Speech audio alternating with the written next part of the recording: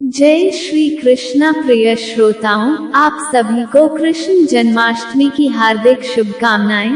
भाद्रपद कृष्ण अष्टमी को श्री कृष्ण जन्माष्टमी कहते हैं, क्योंकि ये दिन भगवान श्री कृष्ण का जन्म दिवस माना जाता है।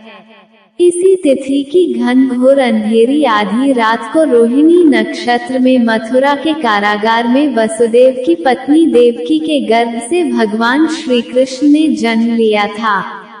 ये तिथि उसी शुभ घड़ी की याद दिलाती है और सारे देश में बड़ी धूमधाम से मनाई जाती है। जन्माष्टमी के दिन भगवान श्री कृष्ण की जन्म संबंधी कथा भी सुनते सुनाते हैं। तो आइए प्रिय श्रोताओं, अब रसपान करते हैं आज की इस पावन कथा का।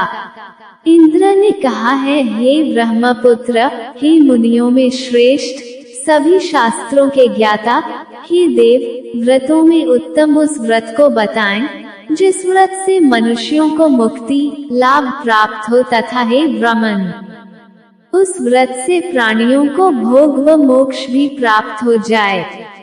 इंद्र की बातों को सुनकर नारद जी ने कहा, त्रेतायुग के अंत में और द्वापर युग के प्रारंभ समय में निंदित कर्म को करने वाला कंस नाम का एक अत्यंत पापी दैत्य हुआ। उस दुष्ट व नीच कर्मी दुराचारी कंस की देवकी नाम की एक सुंदर बहन थी। देवकी के गर्भ से उत्पन्न 8वां पुत्र कंस का वध करेगा। नारद जी की बातें सुनकर इंद्र ने कहा, हे महामते, उस दुराचारी कंस की कथा का विस्तार पूर्वक वर्णन कीजिए। क्या ये संभव है कि देवकी के गर्भ से उत्पन्न 8वां पुत्र अपने मामा कंस की हत्या करेगा? इंद्र की संदेह भरी बातों को सुनकर नारद जी ने कहा, हे अदिति पुत्र इंद्र, एक समय की बात है, उस दुष्ट कंस ने एक ज्योतिषी से पूछा कि ब्राह्मणों में श्रेष्ठ ज्योतिर्वेद मेरी मृत्यु किस प्रकार और किसके द्वारा होगी? ज्योतिषी बोले, हे दानवों में श्रेष्ठ कंस, वसुदेव की धर्म पत्नी देवकी जो पटु है और आपकी बहन भी है, उसी के गर्भ से उत्पन्न उसका 8वां पुत्र, जो कि शत्रुओं को भी पराजित कर इस संसार में कृष्ण के नाम से विख्यात होगा, वही एक समय सूर्योदय काल में आपका वध करेगा। ज्योतिषी की बातें सुनकर कंस ने कहा, हे दैवज, बुद्धिमानों में अग्रण्य, अब आप ये बताएं कि देवकी का 8वां पुत्र किस मास में किस दिन मेरा वध करेगा? ज्योतिषी बोले, हे महाराज, माघ मास की शुक्ल पक्ष की तिथि को 16 कलाओं से पूर्ण श्री कृष्ण से आपका युद्ध होगा। उसी युद्ध में वे आपका वध करेंगे। इसलिए हे महाराज, आप अपनी रक्षा यत्न पूर्वक करें। इतना बताने के पश्चात नारद जी ने इंद्र से कहा, ज्योतिषी द्वारा बताए गए समय पर ही कंस की मृत्यु कृष्ण के हाथ निस्संदेह होगी। तब इंद्र ने कहा, हे मुनि, उस दुराचारी कंस की कथा का वर्णन कीजिए और बताइए कि कृष्ण का जन्म कैसे होगा तथा कंस की मृत्यु कृष्ण द्वारा किस प्रकार होगी। इंद्र की बातों को सुनकर नारद जी ने पुनः कहना प्रारंभ किया, उस दुराचारी कंस ने अपने एक द्वारपाल से कहा, मेरी इस प्राणों से प्रिय बहन की पूर्ण सुरक्षा करना। द्वारपाल ने कहा, ऐसा ही होगा। कंस के जाने के पश्चात उसकी छोटी बहन दुखित होते हुए जल लेने के बहाने घड़ा लेकर तालाब पर गई। उस तालाब के किनारे एक घनघोर वृक्ष के नीचे बैठकर देवकी रोने लगी।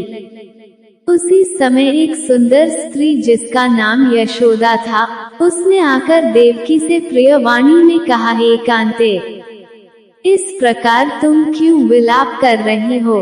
अपने रोने का कारण मुझसे बताओ। तब दुखित देवकी ने यशोदा से कहा, हे बहन, नीच कर्मों में आसक्त दुराचारी मेरा ज्येष्ठ भ्राता कंस है। उस दुष्ट भ्राता ने मेरे कई पुत्रों का वध कर दिया। इस समय मेरे गर्भ में 8वां पुत्र है, वह इसका भी वध कर डालेगा। इस बात में किसी प्रकार का संशय या संदेह नहीं है क्योंकि मेरे ज्येष्ठ भ्राता को ये भय है कि मेरे अष्टम पुत्र से उसकी मृत्यु अवश्य होगी। देवकी की बातें सुनकर यशोदा ने कहा, हे बहन, विलाप मत करो, मैं भी गर्भवती हूँ। यदि मुझे कन्या हुई तो तुम अपने पुत्र के बदले उस कन्या को ले लेना। इस प्रकार तुम्हारा पुत्र कंस के हाथों मारा नहीं जाएगा। तदनंतर कंस ने अपने द्वारपाल से पूछा, देवकी कहाँ है? इस समय वह दिखाई नहीं दे रही है। तब द्वारपाल ने कंस से नम्रवाणी में कहा, हे महाराज, आपकी बहन जल लेने तालाब पर गई हुई हैं। ये सुनते ही कंस क्रोधित हो उठा और उसने द्वारपाल को उसी स्थान पर जाने को कहा जहां वह गई हुई है। द्वारपाल की दृष्टि तालाब के पास देवकी पर पड़ी। तब उसने कहा कि आप किस कारण से यहाँ आई हैं? उसकी बातें सुनकर देवकी ने कहा कि मेरे गृह में जल नहीं था, जिसे लेने मैं जलाशय पर आई हूँ। इसके पश्चात देवकी अपने गृह की ओर चली गई।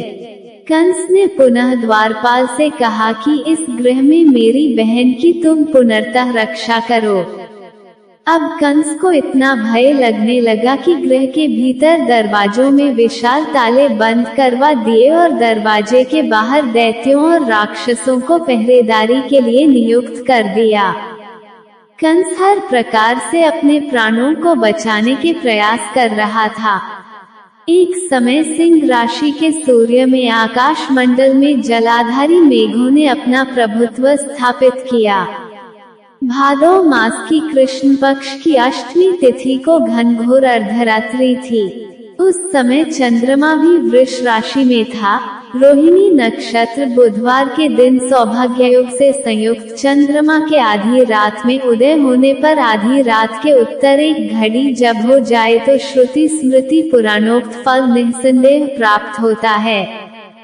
इस प्रकार बताते हुए नारद जी ने इंद्र से कहा, ऐसे विजय नामक शुभ मुहूर्त में श्री कृष्ण का जन्म हुआ और श्री कृष्ण के प्रभाव से ही उसी क्षण बंदीगृह के दरवाजे स्वयं खुल गए। द्वार पर पहरा देने वाले पहरेदार राक्षस सभी मूर्छित हो गए। देवकी ने उसी क्षण अपने पति वसुदेव से कहा, हे स्वामी, आप निद्रा का त्याग करें और मेरे इस अष्टम पुत्र को गोकुल में ले जाएं। वहां इस पुत्र को नंद गोप की धर्मपत्नी यशोदा को दे दें। उस समय यमुना जी पूर्ण रूप से बाढ़ग्रस्त थी, किंतु जब वसुदेव जी बालक कृष्ण को सूप में लेकर यमुना जी को पार करने के लिए उतरे, उसी क्षण बालक के चरणों का स्पर्श होते ही यमुना जी अपने पूर्व स्थिर रूप में आ गईं। किसी प्रकार वसुदेव जी गोकुल पहुँचे और नंद के गृह में प्रवेश कर उन्होंने अपना पुत्र तत्काल उन्हें दे दिया और उसके बदले में उनकी कन्या ले ली। वे तत्क्षण वहां से वापस आकर कंस के बंदी गृह में पहुंच गए। प्रातःकाल जब सभी राक्षस पहरेदार निद्रा से जागे तो कंस ने द्वारपाल से पूछा कि अब देवकी के गर्भ से क्या हुआ, इस बात का पता लगाकर मुझे बताओ। द्वारपालों ने महाराज की आज्ञा को मानते हुए कारागार में जाकर देखा तो वहां देवकी की गोद में एक कन्या थी, जिसे देखकर द्वारपालों ने कंस को सूचित किया, किंतु कंस को तो उस कन्या से भय होने लगा। अतः वह स्वयं कारागार में गया और उसने देवकी की गोद से कन्या को झपट लिया और उसे एक पत्थर की चट्टान पर पटक दिया, किंतु वह कन्या विष्णु की माया से आकाश की ओर चली गई और अंतरिक्ष में जाकर विद्युत के रूप में परिणत हो गई। उसने कंस से कहा कि हे दुष्ट, तुझे मारने वाला गोकुल में नंद के गृह में उत्पन्न हो चुका है और उसी से तेरी मृत्यु सुनिश्चित है। मेरा नाम तो वैष्णवी है, मैं संसार के कर्ता भगवान विष्णु की माया से उत्पन्न हुई हूँ। इतना कहकर वह स्वर्ग की ओर चली गई। उस आकाशवाणी को सुनकर कंस क्रोधित हो उठा। उसने नंद जी के गृह में पूतना राक्षसी को कृष्ण का वध करने के लिए भेजा, किंतु जब वह राक्षसी कृष्ण को स्तनपान कराने लगी तो कृष्ण ने उसके स्तन से उसके प्राणों को खींच लिया और वह राक्षसी कृष्ण कृष्ण कहते हुए मृत्यु को प्राप्त हुई। जब कंस को पूतना की मृत्यु का समाचार प्राप्त हुआ तो उसने कृष्ण का वध करने के लिए क्रमशः केशी नामक दैत्य को अश्व के रूप में, उसके पश्चात अरिष्ट नामक दैत्य को बैल के रूप में भेजा, किंतु ये दोनों भी कृष्ण के हाथों मृत्यु को प्राप्त हुए। इसके पश्चात कंस ने काल्याख्य नामक दैत्य को कौवे के रूप में भेजा, किंतु वह भी कृष्ण के हाथों मारा गया। अपने बलवान राक्षसों की मृत्यु के आघात से कंस अत्यधिक भयभीत हो गया। उसने द्वारपालों को आज्ञा दी कि नंद को तत्काल मेरे समक्ष उपस्थित करो।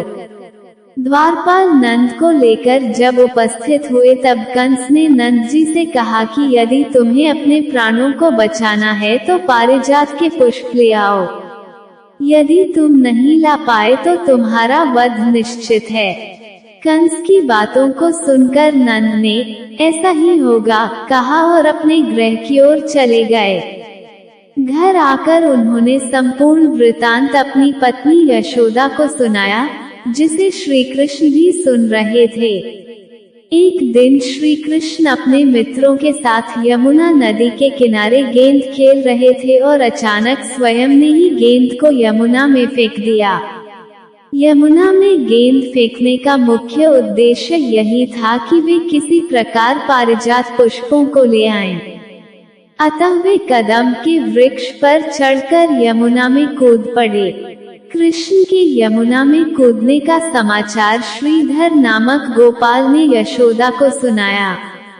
ये सुनकर यशोदा भागती हुई यमुना नदी के किनारे आ पहुंची और उसने यमुना नदी की प्रार्थना करते हुए कहा, हे यमुना, यदि मैं बालक को देखूंगी तो भाद्रपद मास की रोहिणी युक्त अष्टमी का व्रत अवश्य करूंगी, क्योंकि दया, दान, सज्जन प्राणी, ब्राह्मण कुल में जन्म, रोहिणीयुक्त अष्टमी, गंगाजल एकादशी, गया श्राद्ध और रोहिणी व्रत ये सभी दुर्लभ हैं। हजारों अश्वमेध यज्ञ, सहस्रों राजसूय यज्ञ, दान, तीर्थ और व्रत करने से जो फल प्राप्त होता है वो सब कृष्णाष्टमी के व्रत को करने से प्राप्त हो जाता है। ये बात नारद ऋषि ने इंद्र से कही। इंद्र ने कहा, हे मुनियों में श्रेष्ठ नारद, यमुना नदी में कूदने के बाद उस बालरूपी कृष्ण ने पाताल में जाकर क्या किया, ये संपूर्ण वृतांत भी बताएं। नारद ने कहा, हे इंद्र, पाताल में उस बालक से नागराज की पत्नी ने कहा कि तुम यहाँ क्या कर रहे हो, कहाँ से आए हो और यहाँ आने का क्या प्रयोजन है। नागपत्नी बोली, हे कृष्ण, क्या तूने द्यूत क्रीड़ा की है जिसमें अपना समस्त धन हार गया है? यदि यह बात ठीक है तो कंकड़, मुकुट और मणियों का हार लेकर अपने गृह में चले जाओ, क्योंकि इस समय मेरे स्वामी शयन कर रहे हैं।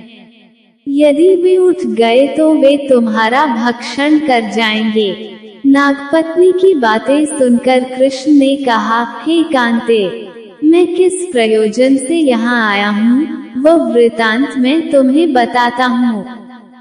समझ लो, मैं कालियानाग के मस्तक को कंस के साथ द्यूत में हार चुका हूँ और वही लेने में यहाँ आया हूँ। बालक कृष्ण की इस बात को सुनकर नागपत्नी अत्यंत क्रोधित हो उठी और अपने सोए हुए पति को उठाते हुए उसने कहा, हे स्वामी, आपके घर यह शत्रु आया है, अतः आप इसका हनन कीजिए। अपनी स्वामिनी की बातों को सुनकर कालियानाग निद्रावस्था से जाग पड़ा और बालक कृष्ण से युद्ध करने लगा। इस युद्ध में कृष्ण को मूर्छा आ गई। उसी मूर्छा को दूर करने के लिए उन्होंने गरुड़ का स्मरण किया। स्मरण होते ही गरुड़ वहां आ गए। श्री कृष्ण अब गरुड़ पर चढ़कर कालियानाग से युद्ध करने लगे और उन्होंने कालियानाग को युद्ध में पराजित कर दिया। अब कालियानाग ने भली भांति जान लिया था कि मैं जिनसे युद्ध कर रहा हूँ वे भगवान विष्णु के अवतार श्री कृष्ण ही हैं। अतः उन्होंने कृष्ण के चरणों में साष्टांग प्रणाम किया और पारिजात से उत्पन्न बहुत से पुष्पों को मुकुट में रखकर कृष्ण को भेंट किया। जब कृष्ण चलने को हुए तब कालियानाग की पत्नी ने कहा, हे स्वामी, मैं कृष्ण को नहीं जान पाई। हे जनार्दन, मंत्र रहित, क्रिया रहित, भक्तिभाव रहित मेरी रक्षा कीजिए। हे प्रभु, मेरे स्वामी मुझे वापस दे दें। तब श्री कृष्ण ने कहा, हे सर्पिणी, दैत्यों में जो सबसे बलवान है उस कंस के सामने मैं तेरे पति को ले जाकर छोड़ दूंगा, अन्यथा तुम अपने गृह को चली जाओ। अब श्री कृष्ण कालियानाग के फन पर नृत्य करते हुए यमुना के ऊपर आ गए। तदनंतर कालिया की फुकार से तीनों लोक कंपायमान हो गए। अब कृष्ण कंस की मथुरा नगरी को चल दिए। वहां कमल पुष्पों को देखकर यमुना के मध्य जलाशय में वो कालिया सर्प भी चला गया। इधर कंस भी विस्मित हो गया तथा कृष्ण प्रसन्नचित होकर गोकुल लौट आए। उनके गोकुल आने पर उनकी माता यशोदा ने विभिन्न प्रकार के उत्सव किए। अब इंद्र ने नारद जी से पूछा, हे महामुने, संसार के प्राणी बालक श्री कृष्ण के आने पर अत्यधिक आनंदित हुए। आखिर श्री कृष्ण ने क्या क्या चरित्र किया, वो सभी आप मुझे बताने की कृपा करें। नारद ने इंद्र से कहा, मन को हरने वाला मथुरा नगर यमुना नदी के दक्षिण भाग में स्थित है। वहाँ कंस का महाबलशाली भाई चाणूर रहता था। उस चाणूर से श्री कृष्ण के मल्लयुद्ध की घोषणा की गई।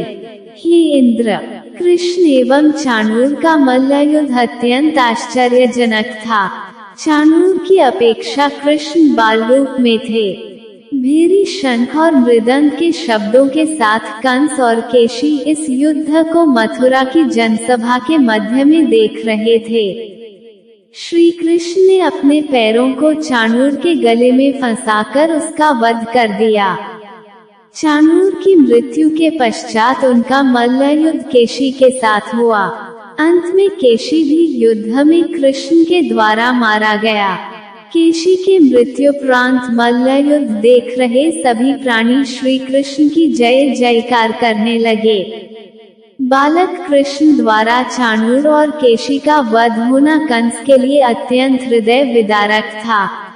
अतः उसने सैनिकों को बुलाकर उन्हें आज्ञा दी कि तुम सभी अस्त्र शस्त्रों से सुसज्जित होकर कृष्ण से युद्ध करो। हे इंद्र, उसी क्षण श्री कृष्ण ने गरुड़, बलराम तथा सुदर्शन चक्र का ध्यान किया, जिसके परिणाम स्वरूप बलदेव जी सुदर्शन चक्र लेकर गरुड़ पर आरूढ़ होकर आए।